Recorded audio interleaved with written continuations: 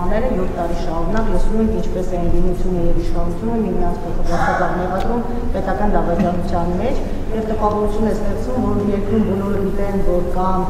այլ երկրի շահերը պաշտպանող անձինք, բայց ազգային անվտանգությունը անգործության է մատնված եւ որևէ արձագանք դրսեւորում այս հարցի չի ստանում, հասկանալի է, որ սա շարունակում է բաժանել հանրությանը սպիտակների եւ սևերի եւ ընդառաջ 26 թվականի ընտրությունների կարող է նաեւ արճակատման հանգեցնել։ Ինչ պիտի անենք այս առումով, արդյոք ազգային անվտանգության դիրքորոշումը եւ գործողությունները պիտի այլ բնույթի լինեն, քան այսօր մենք նկատում ենք։ Նախ կտրականապես համաձայն չեմ ձեր գնահատականի հետ, չի կարող արճակատման հանգեցնել եւ չի կարող լինել արճակատում։ Երկրորդը ես իմ կարծիքը ասել եմ, իմ կարծիքով 2026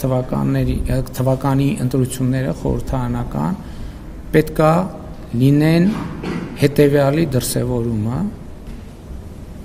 նախորդող շրջանի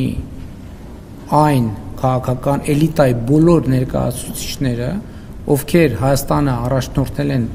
եւ տարել են դեպի թակարդ եւ պահել են թակարդում, այդ ընտրությունների արդյունքում բոլորը պետքա դուրս մղվեն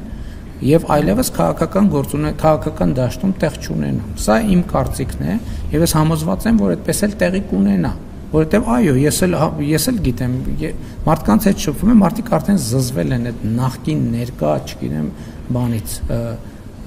բանավեճերից, քննարկումներից եւ մենք ել չեմ ասում, որ այդ խոսակցությունները ցավոք հաճախ դուրս են գալիս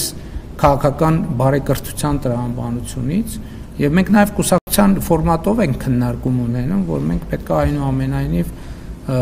արդեն դուրս գանք այս տրամաբանությունից եւ քաղաքական կյանքի նորմալ կանոններ պետք է հաստատվեն Հայաստանի Հանրապետությունում, որտեղ հայհոյախոսությունը ընդհանրապես տեղ չունի, առավել եւս քաղաքական քննարկումների բովանդակության մեջ։ Հիմա դուք կասեք, որ ես էլ եմ այդ գործով զբաղվել, ճիշտ կասեք, դրա համար էլ ես կիրակի օրերը գնում եմ եւ խորանի առաջ ծնկի եմ գալիս եւ իմ մեղքերի համար թողություն եմ խնդրում։ Շնորհակալ եմ։